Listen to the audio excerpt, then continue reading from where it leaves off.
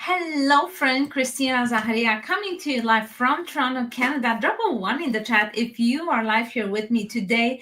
I am so excited to welcome a new friend. Catherine Edna is her name. She is a liturgy director and she is a proud mom. And she is someone who's found a way to build a digital business alongside a full time ministry role. And her story is just such a beautiful mix of faith, family, and freedom. And I cannot wait for you to hear how she's doing it all, but also for me to get to know her better because she just raised her hand and she said, "Yes, I can be there with you." And so excited to welcome Catherine Edna. Catherine Edna, how are you? Hi, Christina. I'm doing well. Thank you for the invitation. Thank you so much for saying yes. And because we are both digital business owners, I wanted to ask you, for you, what made you say yes to a digital business, even with such a full schedule? Well, it came actually, I wouldn't say a perfect timing because it really wasn't. It was in the middle of a pandemic where Mm, it was like, okay, I'm working 7 days a week. I used to have hundreds of volunteers that helped me run. But that time, no one can come to church, right? So I have to do everything. And that means from setting up to the actual, even the directing and taking the videos, everything. No help. mhm, So when about a month through pandemic, I talked to my husband and I said, I don't think I can do this long time. We don't know when this is going to end. It's getting worse. And I said, I need to find another job. But the mhm, thing is, what job? All companies are, well, most companies are closing. And even if they are open, they are taking away the employees because there's nothing, right? So I said, if I have to find a job, it have to be something online because I cannot give another 100% of my attention to another job wherein I am already working over 100%. I mhm, come home, I take a bath, I take a nap, get dressed, eat, boom again, work. So that was my life for about a year or so. And then one day I was just feeling desperate. I was scrolling to the social media, just like all of us were scrolling to, and then boom, it landed on my page. And I said, well, this is not the first time I saw this ad, mhm, but the lady that I saw, she was also a Filipina.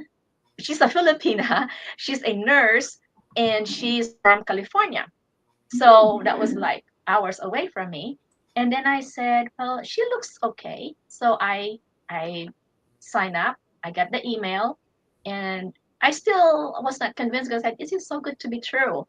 And mhm, sometimes your instinct kicks, and I always follow my instincts. But I said, mhm, the person looks very legitimate, and this is my opportunity. So I contacted the person, and I said, can you please tell me what this is all about? So in not a very long words, she gave me kind of a shortcut. And then mhm. she said, I might miss something. You really need to attend the 90 minutes webinar or watch the replay. Working 7 days a week with only, I told her I do not have the time. If you could just give me the rundown, I think I am sold, but I really wanted to know more. Mhm. And this is the best decision. And I always tell anybody who asks me, if you do not have that 90 minutes to devote and learn this business is not for you. Oh my God. Can I just stop you right there? Because I love that. So many people just want a quick fix. And I always say, if you are looking to get rich quick, this is not it. This is not for you. And Mhm. that's fine to really pre-qualify people because not everything is for everyone. And it's the same thing with this business. And like you said, if you do not have 90 minutes to invest into a business, then this is not for you. And that's fine, right? Yep. That's fantastic. And then she said, this is not going to be your hobby. This is not, you're not going to be an employee because you are going to be a business owner. Mhm. And it kind of, I was taken aback, that was really very frank. I'm a very frank person and I love that openness. Mhm. So I said, okay, I am going to find the time. So I actually did not take the entire 90. I have to chop it down. Mhm. Okay, I have to pause. Okay, I have to do something and then go again. But I completed the 90 minutes. And then I said, I think this is what I want. I think this is what I really needed, not to quit what I am doing, but this is something that I can build on to what I now have. And who knows, this could be my plan A, and my current job would be my plan B. Then I have to both worlds, what I love doing and then the future, right? So it really comes as a blessing in a way, and at the same time, in not a very good time, but it gave me hope that I do not have to quit what I love doing, but instead I have this to supplement what I now have. Hmm. I love that because just like you, I'm a full-time working mom, and so I absolutely love how we connect. I love how you said that you made the time, and this is exactly it. So if you feel that this brings value to you, you're gonna make the time. It's all about priorities. If you think that it's worthwhile, then you're gonna make the time, and you might not see the results right away, but if you're willing to continue to put in the time, you're going to see results. So I absolutely love that.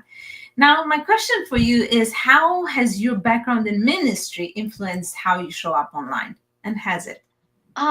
It actually connects because in ministry, you always have to look out for people. Mm-hmm. I always tell people when they ask, do you want me to answer you, me as the person, or me as the staff? Because that could be two different things. Because Mm-hmm. me as a person, my real Catherine Edna might not agree of what Catherine Edna the staff is going to answer.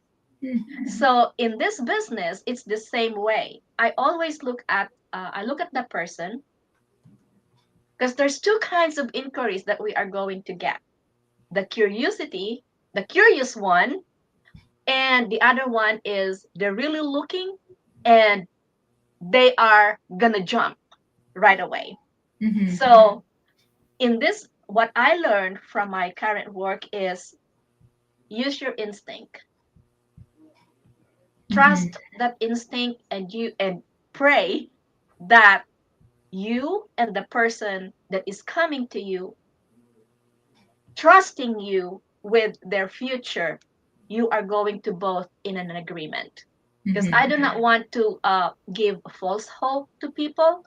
That's why sometimes I get misunderstood because I always just talk straight and tell you what it is. It's black or white. And sometimes it helps, but sometimes I get misunderstood by people. But it's just the way. That's why I love my mentor, because she gave me that straight answer and it just wake me up and then okay. Yeah.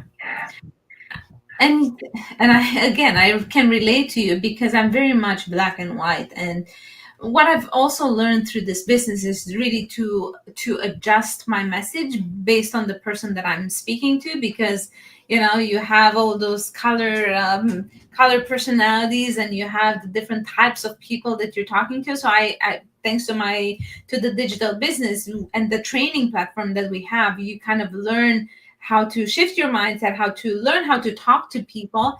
And so I very much though am direct, because I don't want to provide false hope, right?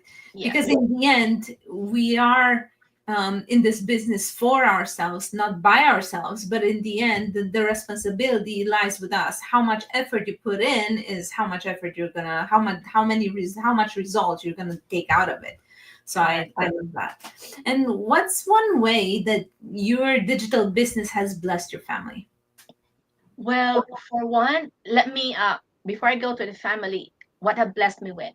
Hmm. You see, in this ministry, you always kind of, well, you're expected to give, but sometimes you also have to receive in Hmm. order to keep that cup always full so that it will overflow, Hmm. right?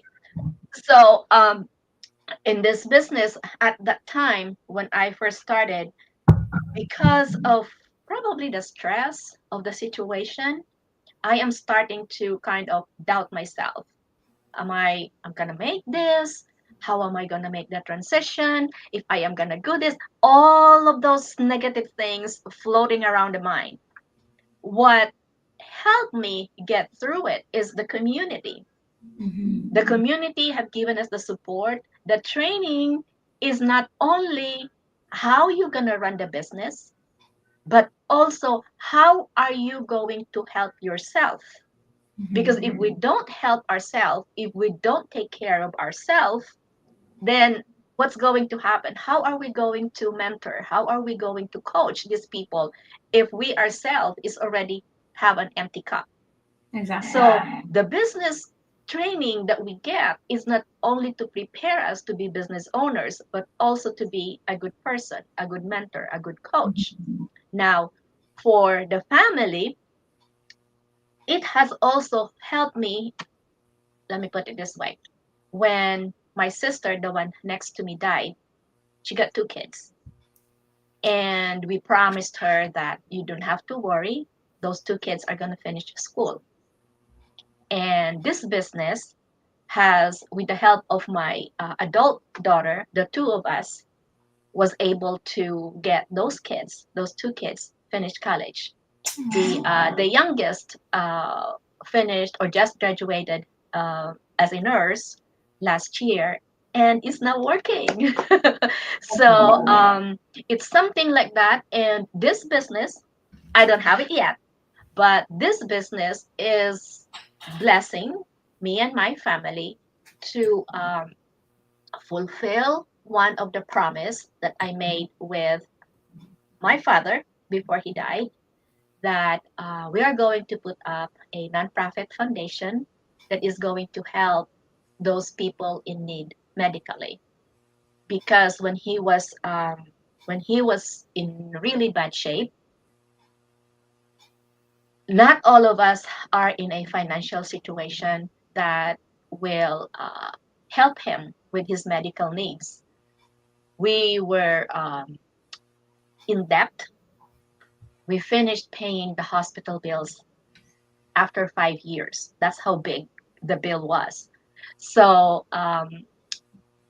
when he died, I promised when I get a chance, we are going to put up a family nonprofit foundation so that some people don't have to worry. We will not be probably be able to pay the entire thing, but something that could help someone in need. And with this business, I know for sure that our family will be blessed to get that promise fulfilled. Oh my God, you're just such an amazing person, and I hope that you pat yourself on the back for the amazing person that you are, and really your heart shines through. And and by the way, happy Nurse Week, and we're celebrating nurses all over the world and the tremendous work that they're doing, and all the studies that they had to do, to get there, and just again, even nurses, right? The, you have to have such a giving heart to give selflessly, but at the same time, I love when you said that you have to take care of yourself, because and as a mom, it took me a while to realize that, yeah, I'm not going to put the mask on my kids first, because I need to be good first in order to make sure that they're good, right? So I absolutely love that. And because I want to be mindful of your time, I have one more question. Because you are a mom, what advice do you have for other moms who feel like they're too busy to start? Maybe moms that have a full time job, but just like us. See, as a mom, we are always busy. Mm-hmm. As a mom, we always put ourselves at the back, at the end of the line. End of the bus. Yes, way, way out there. And my, I will give you my sister who passed away as an example. He passed away because he was, well, I am not blaming anyone, but because she was a nurse, right? Because she did not take care of herself. She self-medicated, and when she told us, it was way too late. Way too late. There's nothing the medicine can do. There's nothing anyone can do. So if you think you are busy and you are not taking of yourself, think about your kids. Think about the family that you are going to leave behind. Mm-hmm. Think about of the future wherein your kids is not going to be there when they walk down the aisle. When your kids take the high moments of their lives without you. Think about the day that this kid is not going, or this children is not going to grow up without the guidance of a mother. You're too busy. Yes, you're too busy um, watching your family. You're too busy taking care of your family, your husband, your kids. Take care of yourself first, because no one is going to take care of your family if you're gone. Mm-hmm. Now, this business is another level. You're too busy because you're working full time already, but is that job that you have now really stable? Is that job going to guarantee you the life that you want when you retire? Or are you going to just be dependent on the fixed income that you will be receiving when you retire? What legacy are you going to leave behind to your family when you leave this earth? If you don't start now, when? If you are too busy now, that will never end. So take the time. Take the time to take care of yourself. Take the time to think of the future. Think of the legacy that you are going to leave behind. There is no proper time, there is no appropriate time than now. Mm-hmm. Time is running. You can never get it back. You can Exactly. be busy all day you want, but think about yourself and the future. I just love that. Catherine Edna, thank you so much for the wisdom, for coming on here to share your passion, to share your wisdom. And I appreciate you. All the best of luck in your success. And I really appreciate you and admire you for thinking of how you can help others, because in the end, yes, we are here to take care of ourselves, but this business is really helping another mom or another parent just realize the potential of what's possible, right, for them and for their family. So thank you so very much for being here. You're very welcome, and thank you for having me. Thank you.